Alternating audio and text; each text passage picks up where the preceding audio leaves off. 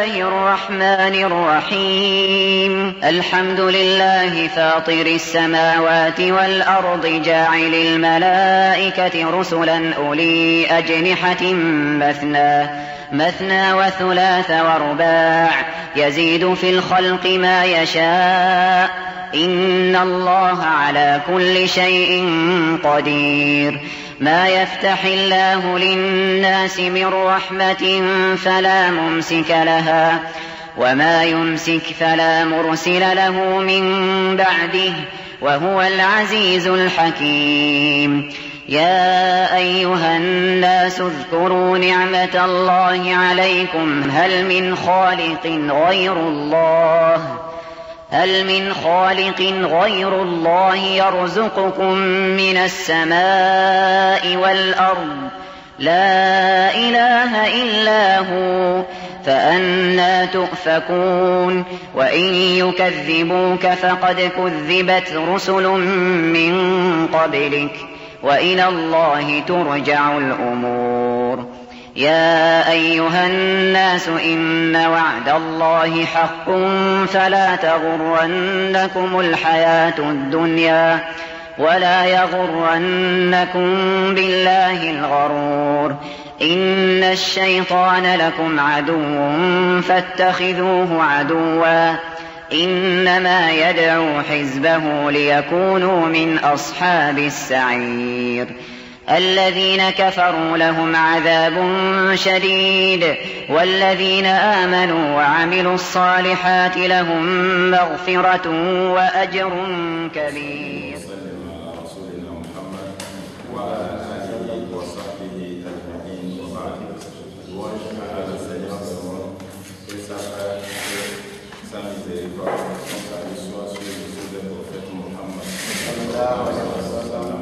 Sur sa sainte famille et sur tous ses compagnons.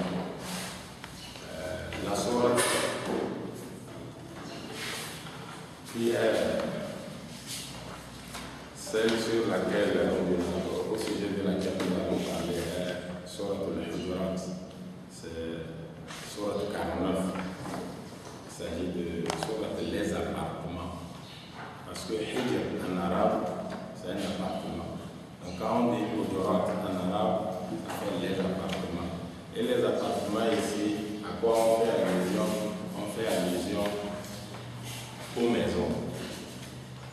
Parce que dans le verset, vous verrez que Allah subhanahu wa ta'ala a interdit aux musulmans de venir appeler à haute voix le prophète Mohammed sallallahu alayhi wa sallam en criant comme s'il était quelqu'un d'ordinaire comme eux. Cette sourate est descendue juste après sourate al-Mujadila. Vous voyez, il y en a qui disent Mujadala. Ça ne gêne pas. Mujadala, ça peut commander la discussion. Mais quand on dit Mujadila, ça veut dire celle qui est venue discuter. Et c'est le nom de la sourate. Ce n'est pas un problème de dire Mujadala, mais ce qui est plus juste, c'est Mujadila, la femme là qui est venue, qui a posé au prophète Mohammed sallallahu alayhi wa sallam sa question, qui se plaignait, et après quoi Allah a fait descendre la sourate. C'est par son nom, ou bien c'est son nom qu'on a donné à cette sourate. La sourate al-Hujurat est descendue après sourate al-Mujadila. Je dirais que j'aurais besoin de quelqu'un qui va nous lire les versets, les 3 premiers versets pour qu'on commence avec. Je ne sais pas s'il y a un volontaire pour nous le faire. Qui lit bien ici? Oui, les jeunes là. Il est sorti. Vous avez dit avant, mais c'est après Mujadila. Après, le Mujadila est venu. Après, ici est venu.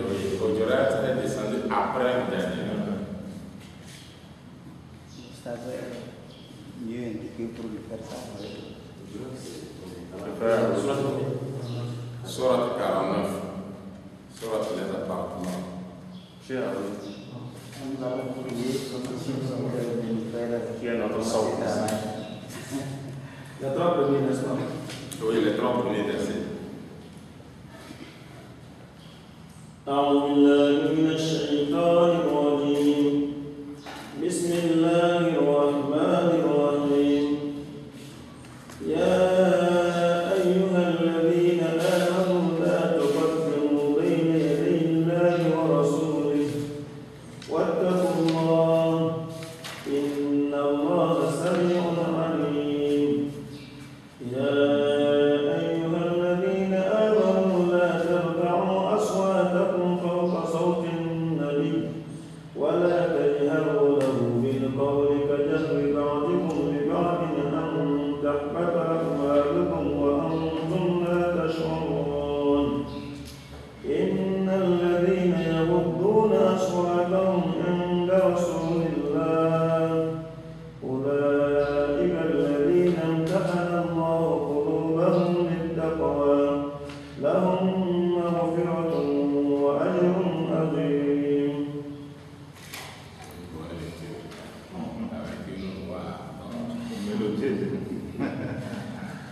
Ça va.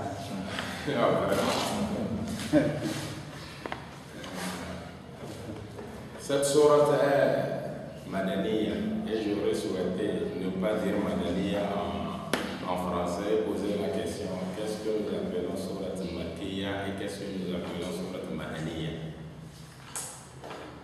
qui va nous donner le sens de Madaniya et Makkiya. Oui. Bon, Madaniya, ce sont les sourates qui sont révélées à Madine et Makkiya, celles révélées à la Mecque. Voilà. Et ainsi vous êtes tombé dans mon piège. Vous verrez que dans les traduits français arabes, oui.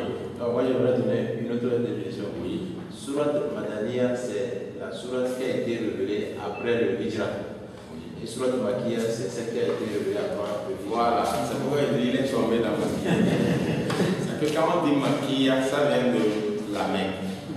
Donc en arabe, c'est un adjectif pour qualifier ce qui est propre à la Mecque. Par exemple, si on dit Beit Makki, ça veut dire une maison mécoise.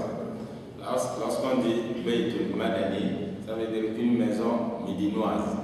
Mais pour donner le sens à Makki et Madani, parmi les sourates, les ulémas ont eu des problèmes. Et il y en a qui ont défini comme vous avez défini. Mais le problème, s'ils définissent ainsi, c'est qu'il y a des sourates qui sont révélées ni à la Mecque ni à Médine. Que vont-ils dire de ces sourates et de ces versets? Comme par exemple ce qui est descendu sur le chemin de Taïf, ce qui est descendu en allant à Hijra, etc. Qu'est-ce qu'ils vont dire? Ce qui est descendu à Hunayn. Alors pour cette raison, ils sont revenus à ce qu'il vient de dire. On appelle Sourate Makkiya. C'est pourquoi ceci parle de post-Égypte et pré-Égypte. Makkiya, c'est cette sourate qui est descendue, bien les versets qui sont descendus avant l'Égypte du prophète Muhammad sallallahu alayhi wa sallam. Même si celles-ci ne sont pas descendues à la Mecque. Et Madaniya, une sourate qui est médinoise, c'est cette sourate qui est descendue après l'Égypte, même si celle-ci est descendue à la Mecque ou ailleurs. Comme Al-Yawma akmaltu lakum dinakum wa atmamtu alaykum ni'mati wa raditu lakum al-islam dinan. Omar radiallahu anhu dit que le Seigneur rappelle le moment, la place à Arafat où Allah a révélé ce verset au prophète Muhammad sallallahu alayhi wa sallam. Arafat est plus proche de la Mecque que de Médine. On ne va pas appeler cette sourate mécoise, tout simplement parce qu'elle est descendue après Hijra. Pourquoi? Parce que le prophète sallallahu alayhi wa sallam a fait son pèlerinage en quelle année? C'est l'an 9 ou bien l'an 10? C'est l'an 9 ou bien l'an 10 que le prophète a fait son pèlerinage. L'an 10 de Égypte. Il a fini son pèlerinage et juste après, pendant le mois de Rabi al-Awwal, il était mort. Mais ce n'est pas l'année à laquelle le pèlerinage a été institué. Le pèlerinage a été institué un an avant. Pourquoi le prophète sallallahu alayhi wa sallam n'y était pas allé? Parce qu'il y avait encore des gens qui faisaient la tawaf nu, les idolâtres. Mais quoi, il y avait encore des gens qui continuaient à le faire nu. Donc lorsque Allah subhanahu wa ta'ala a institué le Hajj, le prophète sallallahu alayhi wa sallam a envoyé Abu Bakr comme chef de délégation de tous ceux-là qui iront faire le pèlerinage. Et il a envoyé avec lui Ali radiallahu anhu pour qu'ils annoncent aux gens qu'à partir de l'année prochaine, il n'est plus permis à un homme musulman d'y venir. Il n'est plus permis à ceux-là qui font leur tawaf nu de le faire, etc. etc. Lorsqu'il a tout purifié, l'année suivante, il y est allé, il l'a fait. Et lorsque vous rentrez dans le tafsir de Al-Yawm Akmaltu lakum dinakum, les éléments donnent plus le sens de Al-Yawm Akmaltu lakum dinakum wa atmamtu alaykum ni'mati à ce que je viens de dire. Je trouve que wa atmamtu alaykum ni'mati, c'est que la religion a été totalement réunie et Dieu a épargné la Mecque de ses nuits, etc., pour que le prophète sallallahu alayhi wa sallam vienne le faire sans aucun problème. Bon, maintenant nous rentrons dans les explications des versets de Surat al-Hujurat. Ba'da bismillahir-rahmanir-rahim. Vous savez également que généralement les sourates qui sont descendues après Hijr sont des sourates qui sont venues avec des institutions comme l'aménagement de la famille, le code pénal, etc., etc. Mais les sourates pré-Hijr sont des sourates qui, en général, parlent de l'association à Dieu, du jour de la résurrection, en bref, les piliers de la foi. Les sourates qui sont pré-Hijr parlent plus des piliers de la foi. Et les sourates post-Hijr parlent du reste, de l'aménagement, de la ville, etc., etc. Allah subhanahu wa ta'ala dit Ya ayyuha alladhina amanu la tuqaddimu bayna yaday Allahi wa rasulih wattaqullaha inna Allaha sami'un alim. Ces premiers versets sont des versets que Allah subhanahu wa ta'ala a révélés pour apprendre aux compagnons du prophète Muhammad sallallahu alayhi wa sallam la discipline, le caractère à adopter lorsqu'ils viennent chez le prophète Muhammad sallallahu alayhi wa sallam ou bien lorsqu'ils sont en discussion avec lui. Allah dit, oh vous qui avez cru, la tuqaddimu bayna yaday Allahi wa rasulih, ne devancez pas Allah et son messager. En toutes choses, tentez de ne pas devancer Allah, non plus son prophète Muhammad sallallahu alayhi wa sallam. Pourquoi? Vous savez, les Arabes, ils avaient vraiment, surtout du temps du prophète Muhammad sallallahu alayhi wa sallam, ils avaient des gens sauvages, très sauvages, du temps du prophète Muhammad sallallahu alayhi wa sallam. Un jour, le prophète sallallahu alayhi wa sallam était assis avec ses compagnons. Un bédouin arabe est venu de derrière. Il a tiré le manteau du prophète Muhammad sallallahu alayhi wa sallam. Il y a même une trace sur son cou. Ce qui prouve qu'il lui a fait mal en tirant comme ça. Le prophète Muhammad sallallahu alayhi wa sallam. Et pourquoi il a fait? Il est venu demander qu'on lui donne à manger. Pour demander à ce qu'on lui donne à manger, il vient causer du tort d'abord au prophète Muhammad sallallahu alayhi wa sallam. Donc les bédouins arabes en général, ce sont des gens indisciplinés. Ce sont des gens qui sont habitués au chameau. Et dans leur comportement, sincèrement, ils n'ont pas de respect pour autrui. Donc ils avaient les mêmes comportements, même avec le prophète Muhammad sallallahu alayhi wa sallam. Et c'est ce que Allah subhanahu wa ta'ala leur refuse ici. Il leur demande de ne jamais devancer Allah et son messager en toute affaire. Lorsque quelque chose vient, ils doivent attendre l'ordre d'Allah, la décision d'Allah, et ensuite transmis par qui? Par le prophète Muhammad sallallahu alayhi wa sallam. Dieu dit wattaqullaha, et craignez Allah dans ce qu'il vient de vous ordonner. craignez-le, ne dévancez jamais Allah. Craignez Allah également en ne dévançant jamais son prophète Muhammad sallallahu alayhi wa sallam. Inna Allah sami'un, Allah entend ce que vous dites. Alimun, et il est connaisseur de ce que vous faites.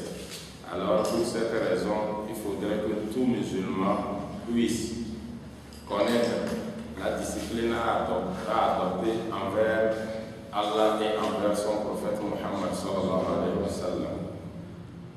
De nos jours, le prophète sallallahu alayhi wa sallam n'est plus vivant. Est-ce que ça voudrait dire que ce verset-là ne travaille plus? Non, il est en cours. Comment est-il en cours?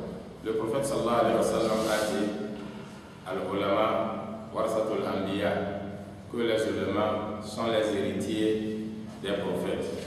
Et l'héritage qu'ils ont eu des prophètes n'est ni de l'argent ni autre chose parmi les biens de ce monde, mais ils ont hérité de le prêche, la parole de Dieu. Et lorsque vous respectez ce que Dieu vient de dire ici, vous serez quelqu'un qui aura un comportement de discipline envers toute personne qui est comptée parmi les ulémas. Dans un autre tafsir, Ali ibn Abi Talha raconte que Ibn Abbas radiallahu anhuma a dit que la parole d'Allah la tuqaddimu bayna yaday Allahi wa rasulihi, Allah signifie par cela qu'il ne faut jamais aller à l'encontre des versets et de la sunna du prophète Muhammad sallallahu alayhi wa sallam. Ne contredisez jamais les versets du Coran, non plus la sunna du prophète Muhammad sallallahu alayhi wa sallam. Comme ce matin, quelqu'un, quand nous avons fini la prière de Tahajjud, posait la question de savoir qui aurait appris que Tahajjud que nous faisons est bid'a, innovation. Alors que lorsque nous revenons aux preuves laissées par le prophète Muhammad sallallahu alayhi wa sallam dans sa sunna, il serait ignorant de prétendre que Tahajjud que nous faisons est innovation en islam. Tout simplement parce que le prophète Muhammad sallallahu alayhi wa sallam, on a dit à son sujet, Ahya, kana yuhyi layla kullah. Par les 10 derniers jours, il veillait, il ne dormait pas du tout la nuit. Et il ne s'arrêtait pas là. Il réveillait toute sa famille. Pourquoi? Pour que ceux-ci puissent œuvrer et avoir les récompenses rétribuées à tous ceux-là qui œuvrent pendant les nuits, les 10 derniers jours, en cherchant les attentats.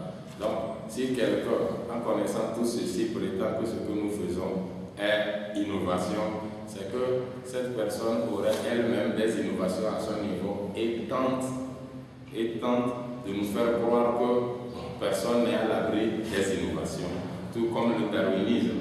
Lorsque Allah a dit que les juifs sont des enfants de gorilles, de singes, vous verrez qu'ils ont développé cette théorie-là, grâce à laquelle, ou bien par laquelle ils veulent nous dire que nous tous hommes avons comme ancêtre le singe.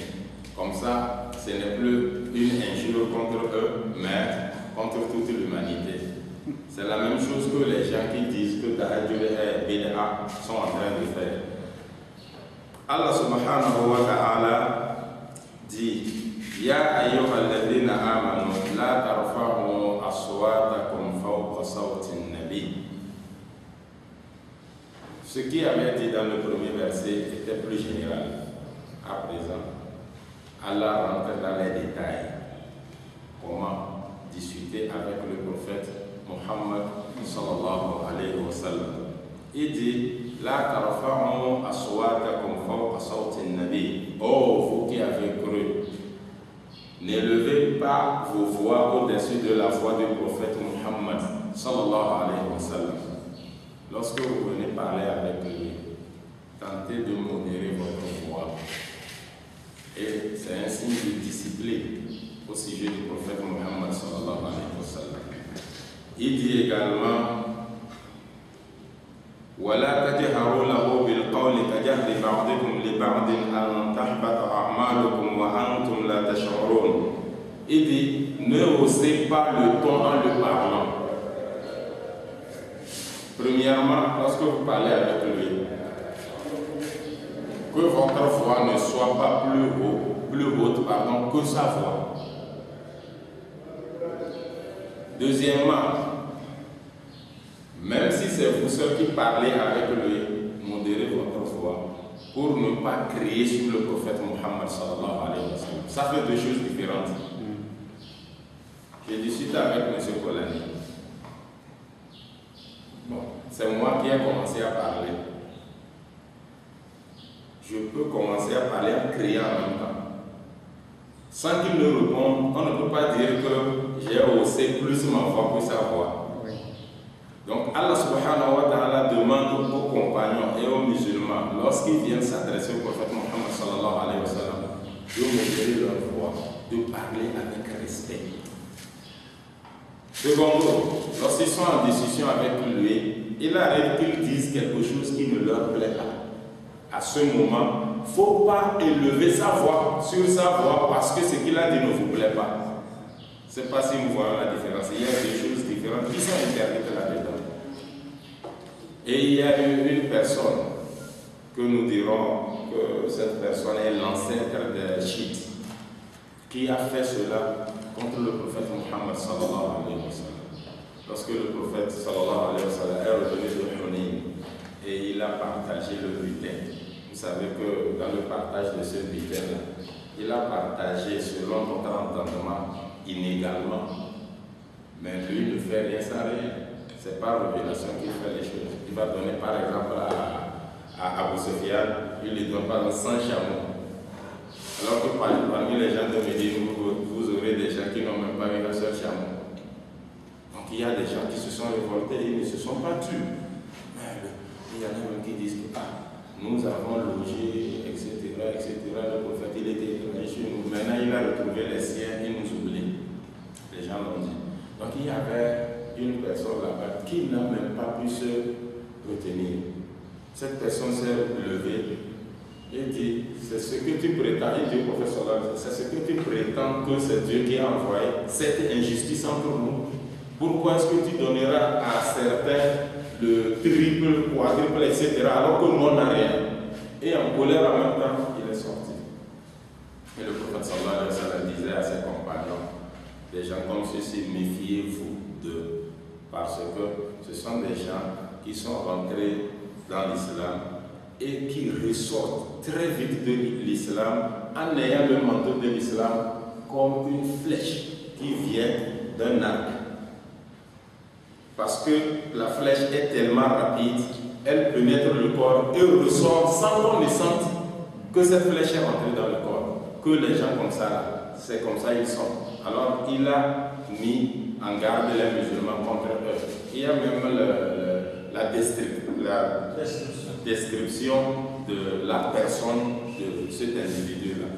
Bon, nous n'allons pas nous attarder sur cela. Ce qu'il faut savoir, c'est qu'il y avait parmi les compagnons du prophète Muhammad sallallahu alayhi wa sallam des gens qui avaient comme caractère ce que Dieu refuse ici. Donc il a amené cet verset pour les rendre disciplinés. Allah subhanahu wa ta'ala dit an tahbata a'malukum wa antum la tash'urun. Il dit ne faites pas ce que je viens de vous interdire. Ne le faites pas. Ne haussez pas vos voix au-dessus de la voix du prophète Muhammad sallallahu alayhi wa sallam. Également, quand vous parlez avec lui, modérez votre voix, ne criez pas sur lui. Par crainte, qu'en criant sur lui, ou par crainte, qu'en haussant votre voix sur sa voix, vos œuvres deviennent vaines. Vos œuvres deviennent vaines. Wa antum la tash'urun. Elles deviennent vaines alors que vous ne vous rendez pas compte. Parce qu'on ne blague pas avec le prophète Muhammad sallallahu alayhi wa sallam. Dieu lui a donné plein pouvoir. Ce qui fait que, par exemple, Salat al-Tarawih, il voulait continuer à prier, mais par crainte qu'il continue et qu'on fasse descendre un verset pour dire que Salat al-Tarawih devient obligatoire. Il l'a fait 3 fois, il a stoppé. Donc c'est quelqu'un à qui Allah subhanahu wa ta'ala a donné plein pouvoir. Alors, lorsque vous parlez mal, vous dites ce qu'il ne faut pas dire, très facilement vous tombez dans un piège duquel il serait difficile de vous en sortir. Regardez dans Surat Al-Ahzab, là où Dieu parle de ceux-là qui font du mal aux musulmans. Il a dit Inna alladhina yu'dhuna Allah wa rasulahu. Ceux-là qui font du mal, qui causent du tort à Allah et à son prophète, ils ont fait quoi? Il dit les gens là, ils méritent. Et il a parlé du châtiment qui les attend, sans ajouter autre chose. Mais quand il est venu au niveau des musulmans, des croyants, il dit ceux-là qui causent du tort aux croyants, sans raison valable. Avec le prophète, il n'y a pas question de raison valable. Lorsque vous causez du tort au prophète Muhammad sallallahu alayhi wa sallam, vous êtes empêché automatiquement. Mais lorsque c'est moi ou c'est l'autre, un autre croyant à qui vous causez du tort, on va chercher, voir si ce que vous avez fait là n'a pas de raison valable. S'il y a une raison valable, je vais donner un exemple. Quelqu'un vient me gifler. On va chercher à voir si je n'ai pas fait ce qui a fait qu'il m'a giflé. Si c'est moi qui ai fait quelque chose, qui lui a donné raison de me gifler, c'est sans problème.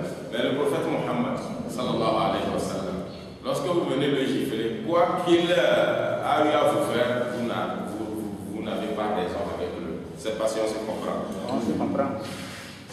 Allah subhanahu wa ta'ala continue en disant Inna alladhina yaghuduna aswatahum inda rasulillah ulaika alladhina imtahana Allahu qulubahum littaqwa lahum maghfiratun wa ajrun azim. Allah subhanahu wa ta'ala dit ceux qui auprès du messager d'Allah baissent leur voix sont ceux dont Allah a éprouvé leur cœur pour la piété. Le fait de baisser sa voix avec le prophète Muhammad sallallahu alayhi wa sallam prouve que vous faites partie de ceux-là qu'Allah a examinés et qui ont réussi à leur examen, qu'ils sont parmi les gens pieux. Simplement en abaissant votre voix lorsque vous êtes avec le prophète Muhammad sallallahu alayhi wa sallam. Lahum maghfirah. Allah subhanahu wa ta'ala dit ils auront un pardon. Maghfirah, ils auront un pardon. Wa ajrun azim, et une énorme récompense qui les attend le jour de la résurrection. Vous verrez que ces 3 versets parlent de comment aborder le prophète Muhammad sallallahu alayhi wa sallam, comment discuter avec lui, et également en toute chose, lorsque vous avez sa parole, vous ne devriez pas le dépenser. Et quand on parle du prophète Muhammad sallallahu alayhi wa sallam, c'est qu'au-dessus il y a le Coran. Maintenant nous allons entreprendre le verset qui a eu l'honneur que ce soit grâce à lui que la sourate a pris le nom des appartements. Allah subhanahu wa ta'ala dans ce verset refuse aux compagnons du prophète Muhammad sallallahu alayhi wa sallam de l'appeler de derrière sa maison. Ya Muhammad, Ya Muhammad. Et jusqu'à présent, si vous allez en Arabie Saoudite, vous vivez avec eux, vous verrez que ce n'est pas étrange, ils sont comme ça. De loin, ils crient, tout comme ça. Chez nous ici, on a l'habitude d'être respectueux entre nous. Non, chez eux, ce n'est pas le cas, non, pas le temps. Ils crient et puis, mais c'est que je demande, c'est tout, puis je m'en vais. Ils sont comme ça. Allah subhanahu wa ta'ala dit Innal ladhina yunadunaka min wara'il hujurat. Il dit ceux-là qui t'appellent, toi le prophète Muhammad sallallahu alayhi wa sallam, de derrière les appartements, ils viennent, la maison du prophète sallallahu alayhi wa sallam, vous savez qu'il n'a pas une chambre propre comme ça. Les chambres de ces femmes étaient ses chambres.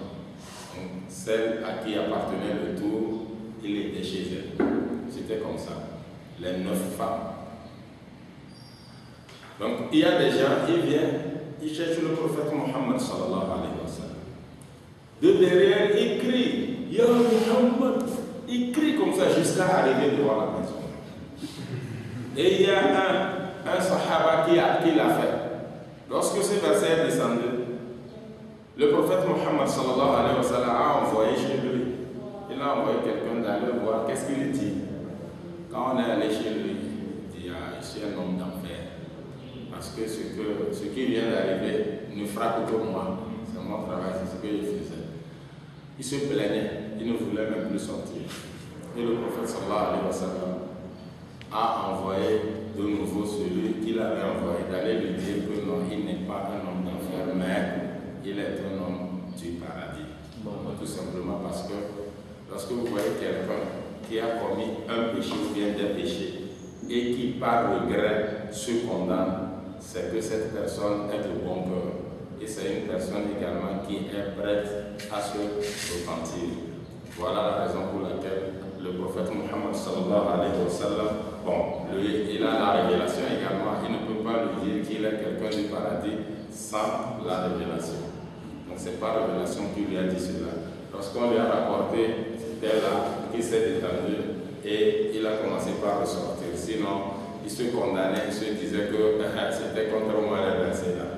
Mais vraiment j'étais fautif, il le reconnaît. C'est pas qu'il discutait, c'est qu'il le reconnaît.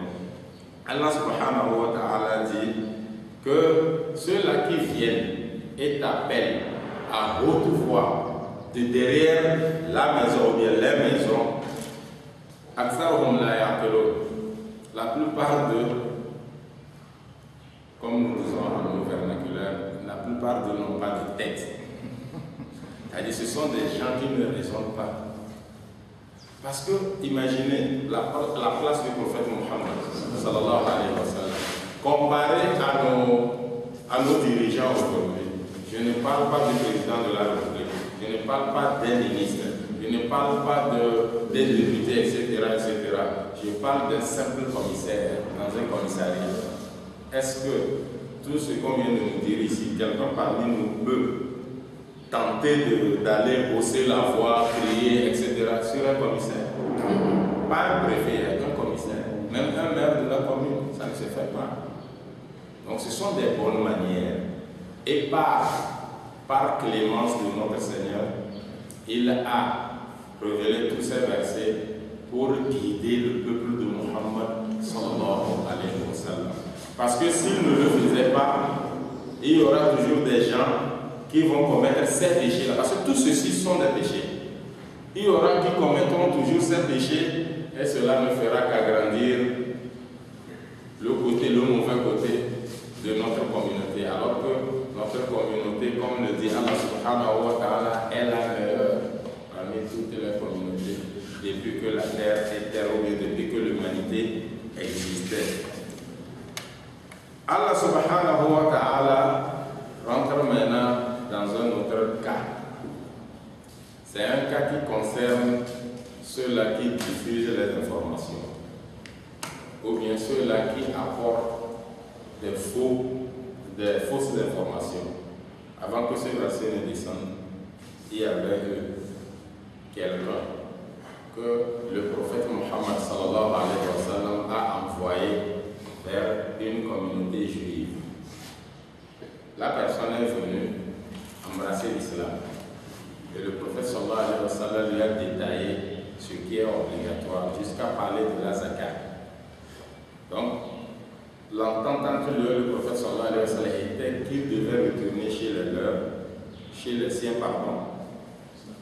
Et parmi ceux-là qui qui ont embrassé l'islam, ils devaient réunir la zakat.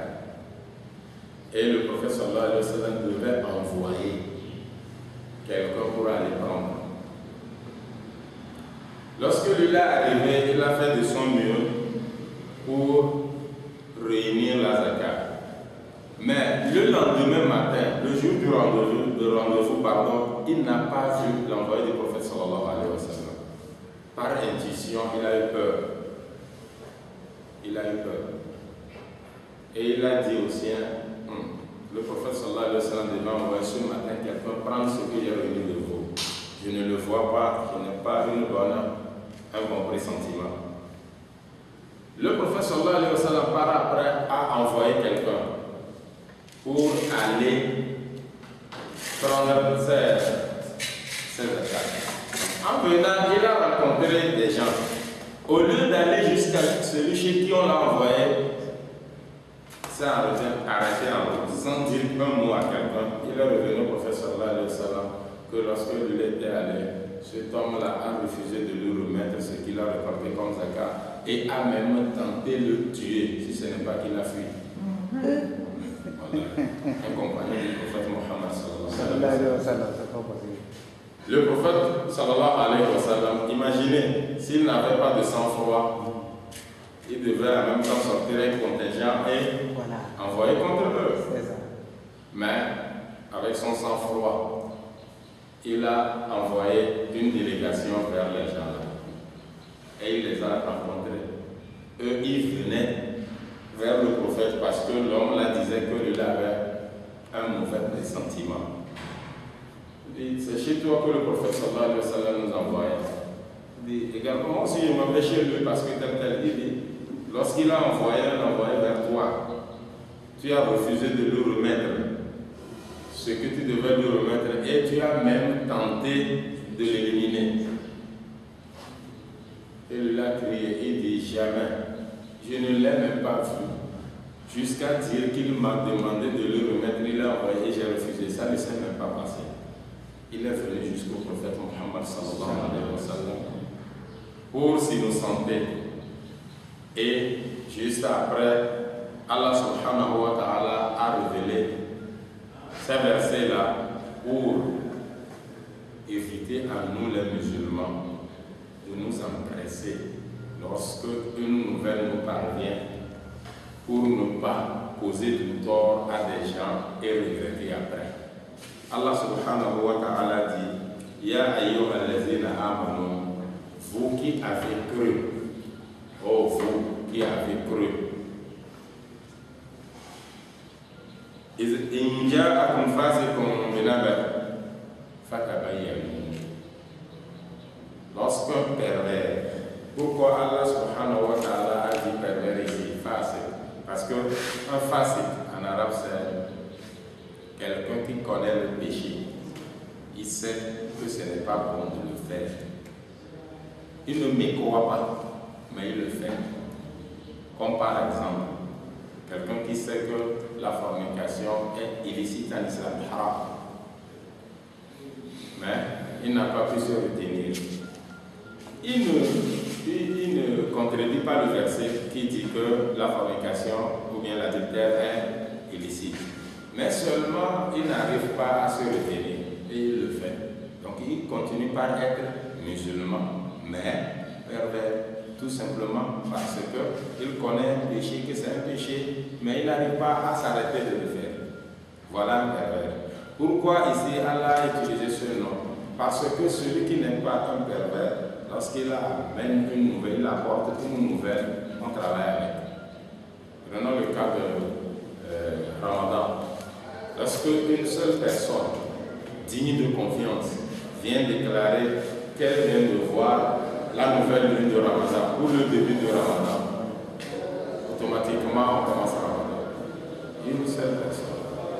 Mais pour la fin de Ramadan, il faut 2 personnes. Pourquoi? Parce qu'au début de Ramadan, l'erreur est moindre. Si par erreur, nous jeûnons un jour qu'il ne faut pas jeûner ensemble par erreur, c'est moindre par rapport à rompre un jour durant lequel il faut jeûner. C'est pourquoi la faiblesse humaine est ressentie. Il faut forcément 2 personnes. Donc vous voyez, avec une seule personne qui est digne de confiance, on travaille avec ce qu'il a dit. On se comprend. Donc Allah subhanahu wa ta'ala nous dit ici, lorsque un pervers vous apporte une nouvelle, cherchez clair dans cette nouvelle, éclaircissez l'affaire, tentez de bien comprendre ce qui s'est passé avant de vous lever et faire ce que vous voulez faire. Mais, juste avec la nouvelle, commencez à la reprendre, riposter, dire ce que vous avez à dire. Il se peut que celui qui vous a dit ce qu'il a dit a menti. Et à ce moment, ce que vous avez dit, en posant du tort à d'autres, prétendant qu'ils vous ont provoqué, c'est finalement vous qui les provoquez. Pourquoi? Parce que quelqu'un a menti.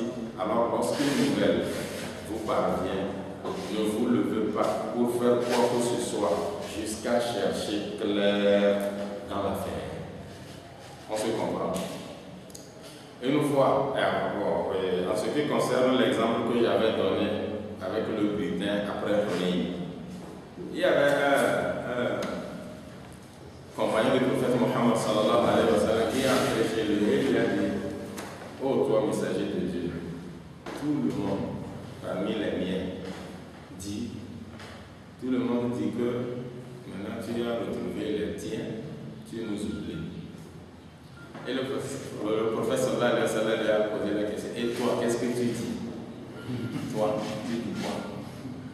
Il dit: ah, je suis avec mon peuple. Ça veut dire que lui aussi dit ce qu'il dit.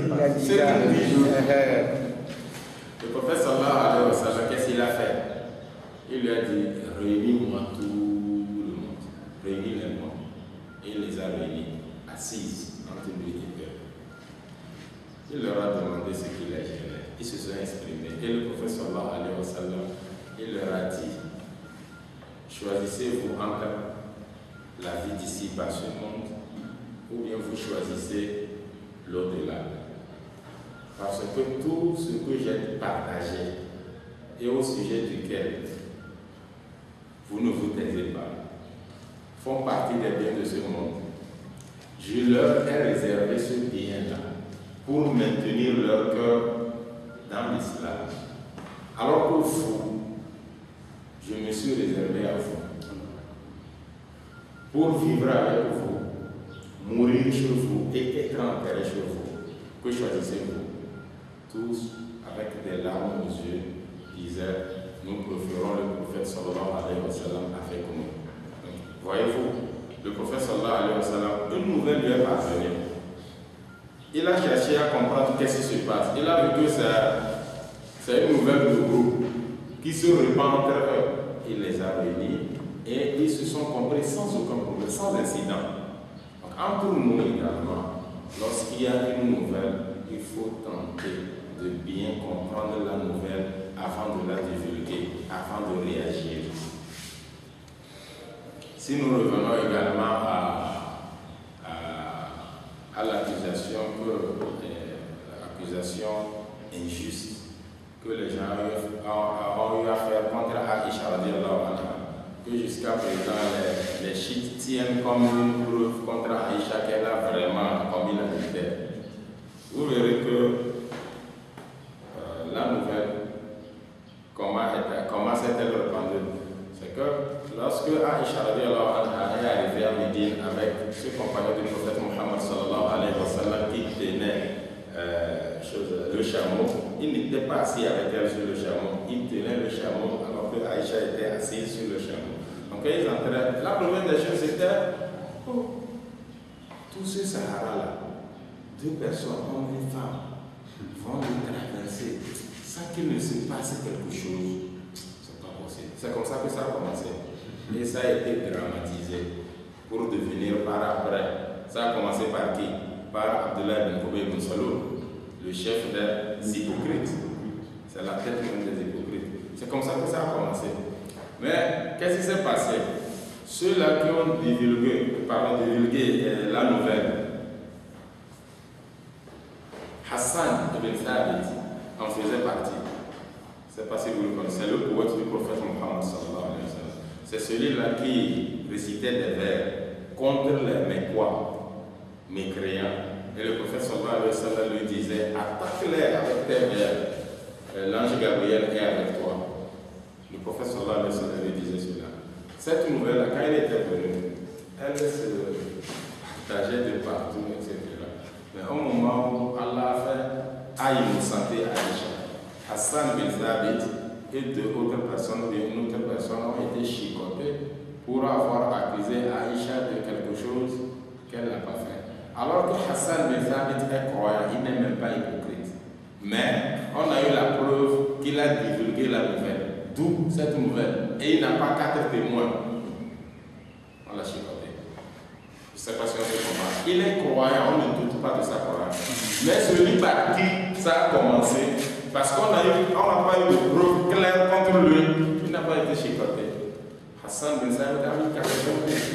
Mais si nous étions dans une communauté musulmane, comme par exemple une communauté d'Arabie Saoudite, par exemple, des nouvelles comme ça, on doit se méfier de les répandre parce que ça peut coûter très très cher. On se comprend. Allah subhanahu wa ta'ala dit il dit cherchez à bien comprendre ce qui s'est passé lorsqu'on vous rapporte une nouvelle par crainte que vous causez du tort à autrui par ignorance.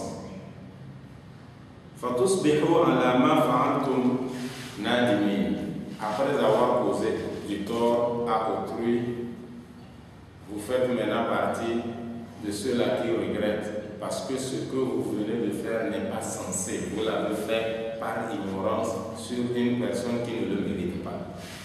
Pour cette raison, lorsqu'on vous amène on vous apporte une nouvelle, prenez soin de vous rassurer de la véracité de cette nouvelle avant de réagir. Allah subhanahu wa ta'ala dit wa'lamu anna fikum rasulallah. Sachez que le messager d'Allah est parmi vous. Law yuti'ukum fi kathirin min al-amri la'anittum. Et s'il devait vous suivre dans tout ce que vous dites ou vous faites, ou bien dans la plupart de ce que vous dites ou vous le demandez, s'il devait vous suivre, vous alliez être en problème. Pourquoi en problème? Je vous donne l'exemple de Uhud. Au moment où le prophète sallallahu alayhi wa sallam voulait faire la guerre de Uhud, il ne voulait pas sortir. Son opinion était que les musulmans attendent à midi. Du haut de leur toit, les femmes et les enfants y seront, avec des pierres, des cailloux, etc. Ceux-là qui peuvent bien, ceux-là qui peuvent tenir les flèches, les arcs, etc., vont le faire. Et les hommes à terre vont combattre. Et de haut, les femmes et les enfants font de leur mieux pour finir avec ces mécréants. Mais les jeunes qui ont raté la guerre sainte de Badr, se sont opposés. Non, il faut sortir, on veut vraiment aller les attaquer, nous sommes déjà des hommes, quoi. Le prophète sallallahu alayhi wa sallam a laissé son opinion pour leur opinion. Vous savez comment Uhud a terminé? C'est la seule guerre durant laquelle les musulmans vraiment ont eu du mal. Ce n'est pas la seule, mais bon, c'est celle-là durant laquelle les problèmes ont été les plus. Jusqu'à une dame du prophète Mohammed sallallahu alayhi wa sallam s'est cassée. On a tué 70 musulmans. Donc c'est ce que Dieu dit ici. Si le prophète sallallahu alayhi wa sallam doit laisser ce qu'il a comme opinion, c'est que non seulement il a la révélation de Dieu, son intuition aussi n'est pas une intuition gratuite, c'est une intuition orientée. Alors s'il devait vous suivre dans tout ce que vous dites, c'est vous qui allez avoir plus de problèmes que lui. Je ne sais pas si on se comprend. Dans la guerre de Uhud, ce sont les musulmans qui ont eu des problèmes. On a tué 70 personnes, mais le prophète lui n'est pas mort. Qui est à la base de ce problème? Nous allons directement accuser les 50 archers qui sont mis sur la colline. Mais avant cela, que voulait le prophète Mohammed sallallahu alayhi wa sallam? Il voulait autre chose. Et ils ont voulu autre chose. Et il a suivi leur opinion. Au moment où il a déjà porté sa tenue de guerre, on lui dit, ils ont senti que vraiment c'est par humilité que le prophète sallallahu alayhi wa sallam a laissé son opinion pour prendre leur opinion. Alors ils disent, on dirait que nous t'avons forcé, on va rester comme tu as dit. Et il leur a dit, il n'est pas possible, comme il s'agit de Dieu, porte sa tenue de guerre et la relève pour attendre. Puisque vous le voulez, on sort. Et ça s'est terminé comme nous savons de Ghazwat Uhud. Allah subhanahu wa ta'ala dit وَلَكِنَّ اللَّهَ حَبَّبَ إِلَيْكُمُ الْإِيمَانَ. Allah subhanahu wa ta'ala, il sait bien que si le prophète sallallahu alayhi wa sallam vous suivait dans tout ce que vous dites, cela vous mettrait en problème. Alors pour remédier à ce problème-là, c'est pourquoi il a amené walakinna ici, istidrak, comme on dit cependant, en français bien, mais Dieu a embelli, il a embelli quoi? La foi, la croyance dans vos cœurs. Pardon, Dieu, oui, il vous a fait aimer la foi, la croyance, et il l'a embelli dans vos cœurs. Et il vous a fait détester la mécréance, la perversité, et la transgression. Ceux-là qui ont ces qualificatifs-là, ceux pour qui Dieu a fait aimer la foi, il a embelli cette foi dans leur cœur, et pour qui Allah a fait détester également, mais à qui Allah a fait détester la mécréance, la perversité et la transgression, ce sont ceux-là qui sont les bien guidés. Pourquoi? Parce que grâce à cela, ils ne discutent pas, ils ne disputent pas les injonctions du prophète Muhammad sallallahu alayhi wa sallam. Et en ne disputant pas les injonctions du prophète Muhammad sallallahu alayhi wa sallam, ils sont à l'abri de ce que Dieu vient de dire, que si le prophète devait vous suivre pour de toujours, alors vous alliez être un problème. Au moment où le prophète sallallahu alayhi wa sallam envoyait Mu'adh à Yemen pour aller prêcher, c'était déjà après ces versets-là.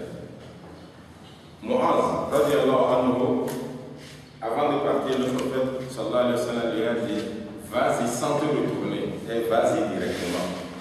Mu'adh, par respect des paroles de chaque mot du prophète sallallahu alayhi wa sallam, se dirigeait déjà, quand il se rappelle, pourquoi je m'en vais au verset genre-là. Et il a demandé au prophète sallallahu alayhi wa sallam, mais c'est le prophète qui lui demande, Allah m'a tout parlé. Qu'est-ce que tu amènes chez eux? Il ne voulait pas se retourner vers le prophète sallallahu alayhi wa sallam pour qu'on dise qu'il a désobéi au prophète sallallahu alayhi wa sallam. Il continuait comme ça, sur sa direction, en écoutant le prophète sallallahu alayhi wa sallam. Toute cette discussion a eu lieu alors que Mu'adh regardait sa direction vers laquelle il devait aller, par crainte de désobéir au prophète Muhammad sallallahu alayhi wa sallam. Je pense que Fadla min Allah wa ni'ma. Fadl. Voilà des mots pour lesquels j'aime revenir à notre français ici.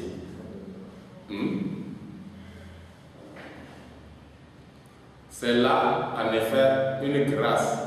Parce que Fadl en arabe, c'est une grâce de la part de Dieu, Allah subhanahu wa ta'ala. Il dit, c'est là en effet une grâce d'Allah et un bienfait. Fadl min Allah wa ni'ma. Ni'ma, c'est un bienfait. Et il termine le verset en disant, Wallahu alimun.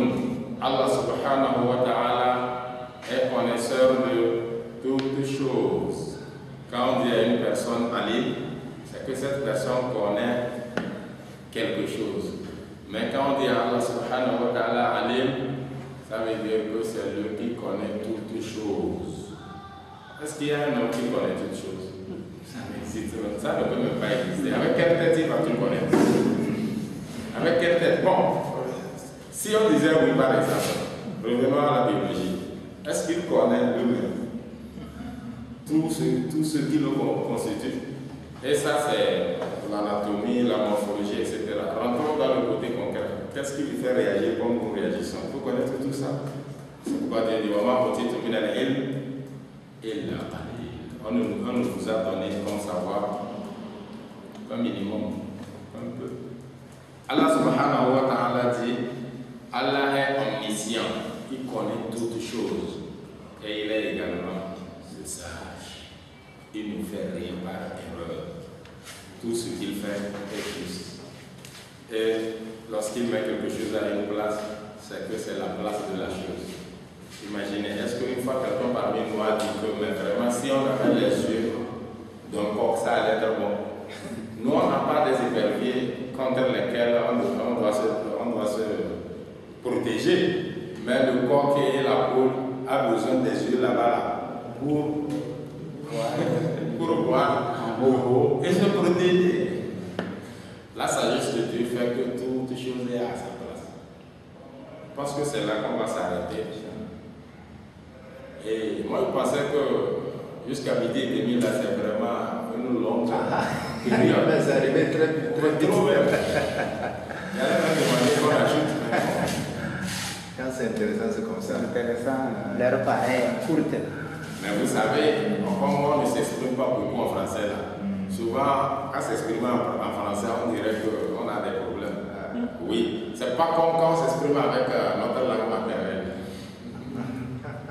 C'est plus facile là-bas. Là, on n'a même pas besoin de chercher trop. Oui, ça vient. Ça coule de soi spontanément. Certainement, elle va comprendre plus ce que je suis en train de dire. Peut-être qu'il y a une contribution, des questions. Demain également, je pense qu'il y en a. Oui. Donc demain, on peut. Par rapport au tout premier verset, Oui. il nous demande de traverser notre voie, de ne pas dénoncer Allah et son prophète. Est-ce que nous pouvons mettre ces lois-là dans le contexte dont certains musulmans, parce que Alpha prêche, près de prêche, il y a des gens qui grondent, se plaignent, qui disent n'importe quoi. Est-ce que ça répond exactement à certaines interprétations? Est-ce qu'ils sont dans le piège de certaines interprétations? Je dirais oui, parce qu'il y a le verset, pardon, le hadith que nous avons cité ici qui dit Al-Ulama Warasatul Anbiya. Les ulémas sont les héritiers des prophètes. Alors, quelqu'un qui sort après le prêche, qui gronde, c'est la même chose que celui-là qui a grondé contre le prophète Mohammed sallallahu alayhi wa sallam. Ça dit exactement c'est le même contexte. Sinon, ces versets n'auront plus d'importance à notre époque. Parce que le prophète ne vit plus. Donc ceux-là qui tiennent son guide, son chemin et qui le prêchent, ils sont ceux-là qui le représentent. Et ces versets sont utilisés à leur niveau. Je ne sais pas si j'ai répondu totalement ou bien partiellement. Imaginez que l'on est avec son enfant ou son mari. Il arrive certaines fois que les femmes grondent leur mari. Oui. Cette façon, cette attitude-là, est-ce qu'elles sont blâmables dans ce contexte? Parce que je lui dis par rapport à son mari et un enfant, qui normalement a un certain égard par rapport à cette étiquette que tu lui as donnée. Ah oui, je comprends. La femme, en tant que femme. Sa femme à la maison est considérée comme femme. Sa femme à la maison est considérée comme femme. Donc il y a ce pardon de la part de la femme à la maison comparé à ces versets-là. Mais il y a d'autres versets ou bien hadiths qui la frappent à ce niveau-là. Vous connaissez l'histoire de ce compagnon du prophète Mohammed sallallahu alayhi wa sallam qui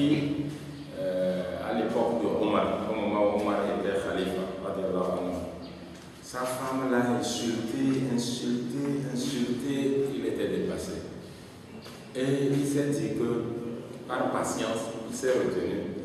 Je vais aller chez le chef pour convoquer ma femme. Comme ça, lui, il va réconcilier entre nous et puis régler le problème. Arrivé à la porte de Omar, il a entendu la femme de Omar dans la maison. Ce qu'elle disait était plus que ce qu'on lui a dirigé. Alors, qu'est-ce qu'il voulait? Il a entendu, il dit, mais alors il vaut mieux que je me patiente. Parce que si c'est le chez qui je viens me plaindre, je dis plus que ce que j'ai subi. Alors il n'y a plus d'importance de lui dire ce que je voulais dire. Il voulait s'en aller, Omar a senti la présence d'une personne. Omar ne réagissait même pas. Il est sorti, il dit, c'est qui? Il dit, non, c'est moi. Tu veux quoi? Il dit, j'étais venu me plaindre parce que ma femme vraiment m'a dit ce qu'il ne fallait pas dire. Je suis arrivé à la porte, j'ai entendu ce qui se disait contre toi, et le mieux c'est de ne plus me plaindre. Et Omar lui a dit, je vais te conseiller, regarde, cette femme que tu es avec toi, grâce à elle, elle est à la maison chez toi. Tu ne sors pas faire la fornication ou commettre l'adultère. Elle est la mère de tes enfants.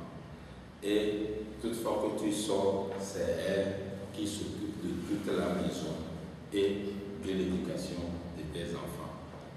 Une femme, c'est une femme. Elle est comme ça. Même si tu veux qu'elle change, elle ne pourra jamais se changer totalement, comme tu l'as dit, comme le prophète l'a dit. Alors, pour cette raison, nous vivons peu sur la terre. Patiente-toi avec ces bêtises et bientôt vous vous séparez. Par quoi? La mort vient vous séparer. Il l'a conseillé. Mais à côté également, il y a les versets, les hadiths qui mettent en garde la femme qui le fait contre son mari. Si ces versets-là devaient frapper ces femmes qui sont femmes des alphas, elles ne vont pas voir c'est pourquoi il y a ce qui les frappe, mais ceci-là est propre à un alpha dans son titre d'alpha et dans son travail d'alpha.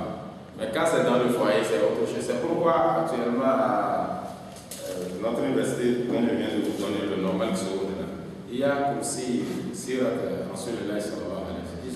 ils ont maintenant des documents, ils disent le prophète sallallahu alayhi wa sallam Marie. Donc là, il détaille les habitudes du prophète Mohammed sallallahu alayhi wa sallam en tant que mari envers ses femmes. Le prophète sallallahu alayhi wa sallam en tant que père. Là, il parle spécialement de la relation avec ses enfants, l'éducation, etc., etc. Le prophète, face aux non-musulmans, quelle était sa relation avec les juifs et les chrétiens? Bon, c'est une association actuellement. Vous êtes une association. Il faudrait qu'on tente d'avoir des relations et puis, parce que qu'est-ce qu'ils font? Tous ces documents sont traduits chez eux.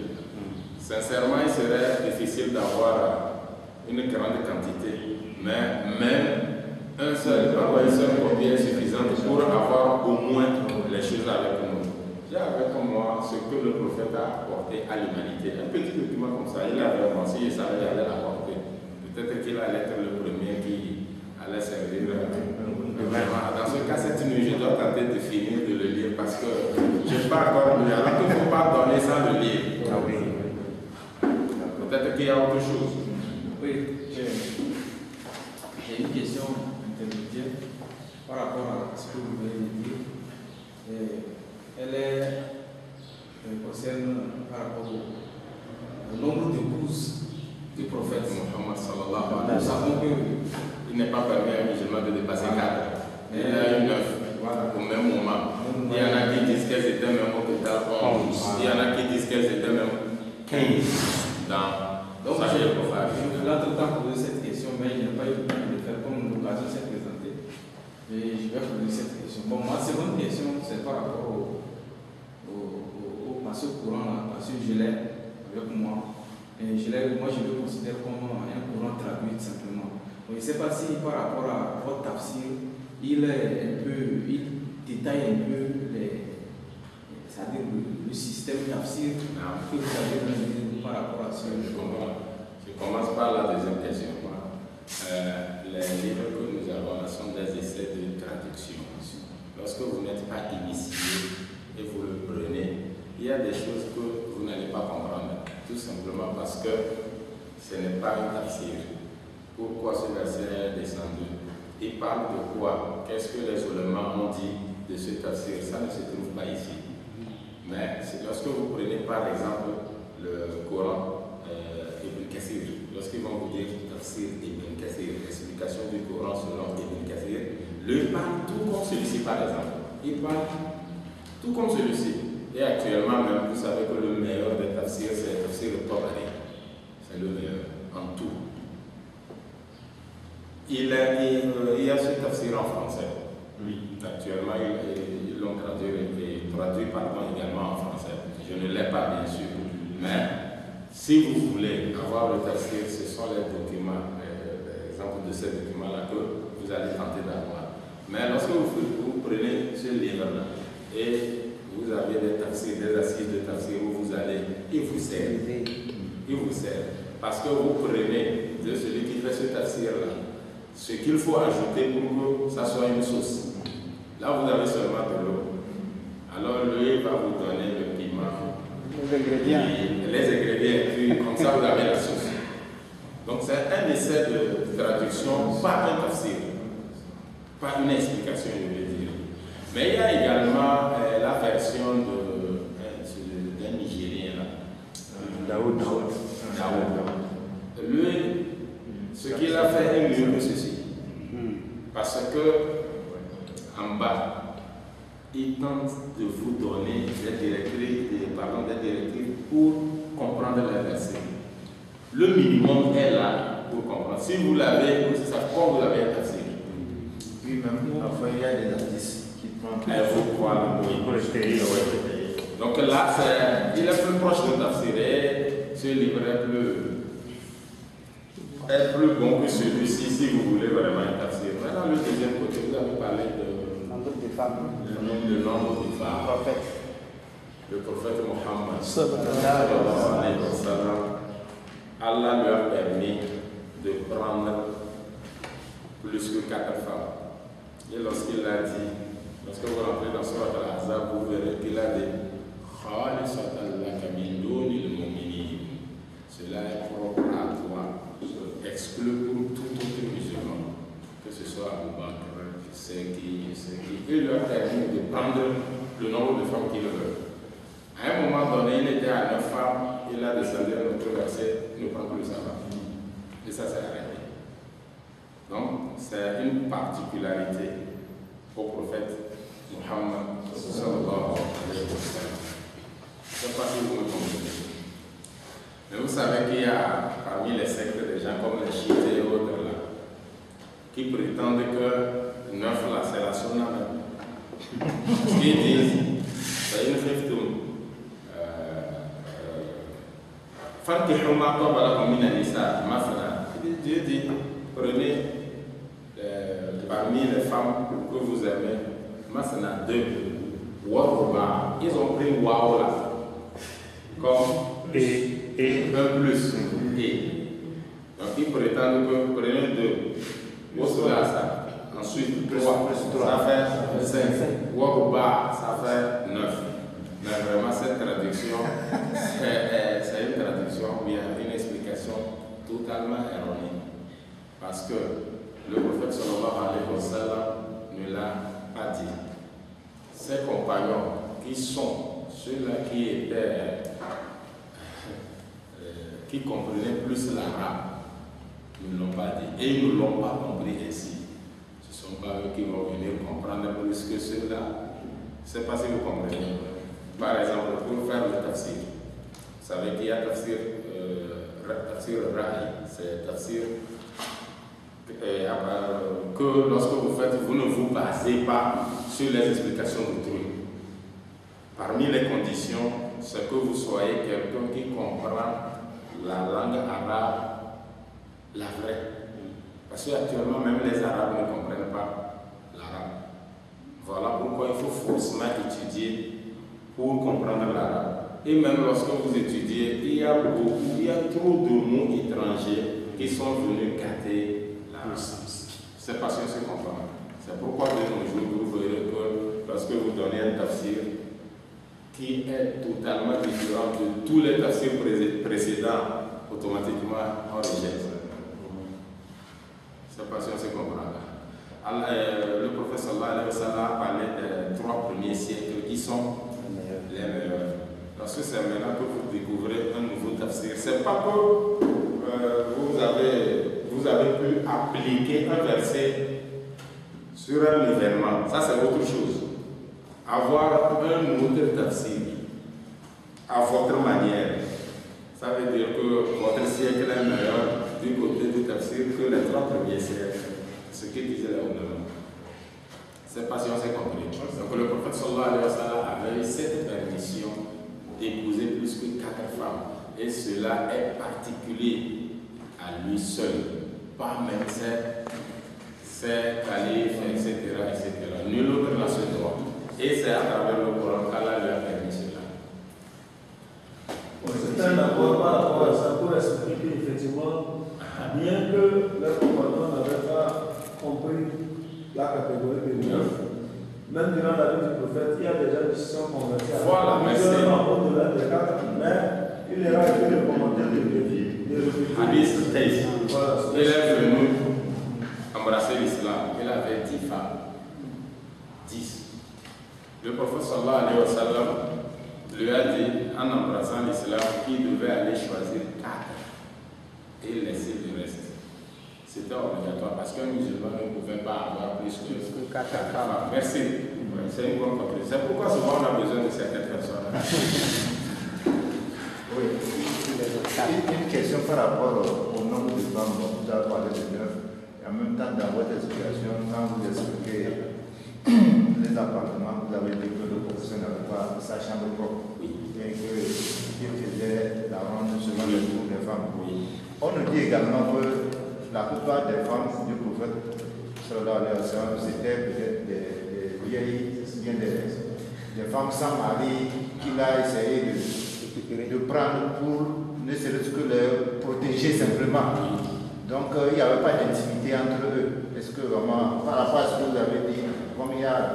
Oui, on dit tout naturellement, on est dans tout, il est comme un tachat. Il y a ce verset aussi dans son hasard. Actuellement, il ne nous est pas permis de prendre une femme et à un moment donné de l'écarter en la considérant comme femme. Pas d'intimité entre vous. Si vous ne la voulez pas, libérez-la. Mais le prophète avait cette permission pour la raison que vous venez d'avancer. Prenons le cas de Saouda. Elle serait la 3e femme.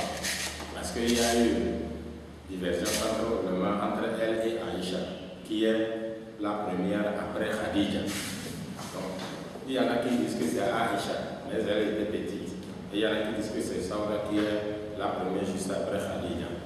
À un moment donné, elle avait senti que vraiment, elle n'avait plus de place chez le prophète Mohammed sallallahu alayhi wa sallam. Qu'est-ce qu'elle a fait? Elle a donné son tour à Aïcha, parce que c'était la plus jeune. Et elle avait remarqué que le prophète sallallahu alayhi wa sallam était plus penché vers elle. Alors il lui a donné ses tours. Lorsque c'est le tour d'Aïcha, le tour de Saouda, c'est Aïcha qui devait prendre sa place. Elle a fait cela pourquoi? Elle dit elle voudrait que le jour de la résurrection, qu'elle soit ressuscitée en étant femme du prophète Mohammed sallallahu alayhi wa sallam. Donc c'était un honneur pour une femme à l'époque du prophète sallallahu alayhi wa sallam d'être femme du prophète sallallahu alayhi wa sallam. Souvent il était assis pour avoir une femme qui vient à côté et dit Ya Rasulallah, Zawujini. Elle vient dans le groupe. Oh messager de Dieu, marie-moi. À plusieurs reprises, les femmes sont venues lui demander de la prendre en mariage. Donc il y avait des femmes avec qui il n'y avait pas d'intimité. Et ce n'était pas par injustice. Si c'était par injustice, après lui, ces femmes allaient faire comprendre leur souffrance. Mais aucune des femmes du prophète sallallahu alayhi wa sallam ne l'a accusé après sa mort. Toutes reconnaissent que c'est un homme de caractère. Il a vécu comme le Coran le prétendait. Donc vraiment cela existe, mais ce n'était pas par injustice avec ces femmes. Mais il y avait également la permission d'Allah, ce que vous appelez dans Surat Al-Ahzab. Allah lui permettait si ma question a été bien répondue. Voilà. Parce que ce que j'ai dit, il y a certains. Le cas que vous avez expliqué, oui. C'est comme elle a commencé avec elle, et avec le temps, elle a démissionné pour laisser son tour à Aïcha. Alors que ce que j'ai dit, il les a mariés simplement comme protection, il n'a pas eu d'intimité du tout. C'est ça, c'est ce que... Oui, j'ai compris, mais il faut dire ce qu'on connaît, je ne connais pas. Ça, je ne connais pas. Si quelqu'un en connaît, il peut nous éclaircir. Au cas contraire, on va retourner chercher. La recherche. Sinon, sincèrement, c'est la première fois que j'entends. C'est Hitler que je sais qu'il s'est marié sans qui est. Sinon, c'est vrai que le professeur a marié beaucoup de femmes, c'est pas protection. Imaginez, toutes ces femmes sont des femmes déjà mariées. Pourquoi? Parce qu'il est protégé. Et qu'elle ne reste pas sans. On peut dire leur mari avec des enfants à gérer. Le temps est parti de finir. Je voudrais revenir pour vous demander de nous rappeler le compagnon qui a regretté son sort et après le prophète a envoyé lui qu'il est c'est pour avoir appelé le prophète derrière la parole. Il avait cette habitude de le faire. C'est pourquoi quand le verset est descendu à Aïcha, c'est pourquoi le prophète a envoyé chez lui, allez-y, qu'est-ce que telle personne a dit. Quand on est allé, il dit, oh, je suis un homme d'affaires, je suis un homme d'affaires. Oui, c'est pour demander si j'ai oublié, si vous avez donné le nom. Non, je n'ai pas donné son nom, mais si vous voulez, je vous donne son nom. Mais avant de le donner, dans l'introduction, vous avez dit le prophète a fait le pèlerinage en l'an 10. Oui. Donc, c'est le seul pèlerinage. Oui, il a fait un seul pèlerinage. On dit. Vous savez que le pèlerinage a été institué en l'an 8 ou bien 9. L'année durant laquelle le pèlerinage a été institué, le prophète sallallahu alayhi wa sallam n'y était pas allé. Et l'année suivante, il est allé. Et après, il n'a plus fait 6 mois même. Bon, dernier sermon du prophète. Oui. Et ce sermon, c'est comme c'est celui de Mont Arafat. Oui. C'est au cours du pèlerinage. Oui, on parle du sermon de Hajjat al-Wada, c'est ce pèlerinage-là. Parce que généralement, les sermons du prophète sallallahu alayhi wa sallam pendant Jumu'ah n'étaient pas des sermons longs. C'était des sermons qui sont concis et puis courts. C'est pas comme nos jours, la 45 minutes, 1 heure de temps, c'est vraiment c'est tout. Mais bon, il y a des sujets, on ne peut pas forcément, il faut que ça soit long. Mais en général, regardez, la sunna là, dans Khutbah, c'est que Khutbah doit être concis. Sauf rarement, selon les sujets, il va être un peu long. Également, les kunut, doit que nous faisons dans le witr. La sunna même, c'est que ça soit court. Parce que ce que nous disons, de nos jours, les gens ne comprennent, nous ne comprenons pas l'arabe. Sinon, Allahumma hdina fi man hadayt jusqu'à la fin, ça comporte tout ce que nous demandons. Mais quand tu t'arrêtes en même temps là-bas, toi tu n'es pas libre, les gens ne sont pas libres. Alors il faut aller. Sinon, le prophète sallallahu alayhi wa sallam, la sunna dans ces choses-là, ça peut s'asseoir. اللهم اهدنا فيمن هديت وعافنا فيمن عافيت وتولنا فيمن توليت وبارك لنا فيما اعطيت وقنا شر ما قضيت فانك تقضي ولا يقضى عليك انه لا يذل من واليت ولا يعز من عاديت تباركت ربنا وتعالى. Tout ce que nous demandons est là. Mais lorsque vous allez diriger la prière tout à l'heure, c'est là que vous arrêtez. Les gens disent, toi-même tu n'es pas libre. Les gens disent, c'est tout comme vraiment je n'avais pas beaucoup prié. Pour ça, c'est pourquoi. Il faut prolonger. Je prends trop de viande de gâte. Ça, de la dernière, à donner la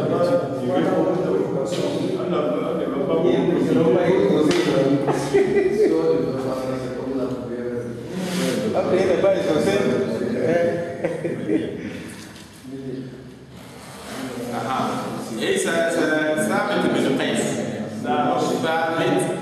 dit Qais.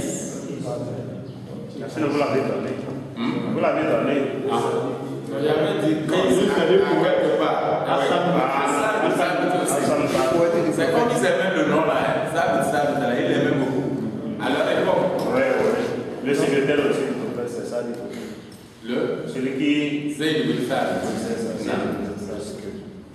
Le prophète avait combien de secrétaires? Baba, j'ai connu Zayd bin Thabit comme le secrétaire principal. Zayd bin Thabit en faisait partie. Il y avait également Muawiyah bin Sufyan. Ali aussi en faisait partie. Ils étaient un nombre. Souvent, il y avait aussi Ousmane. Est-ce que le Coran a été rédigé?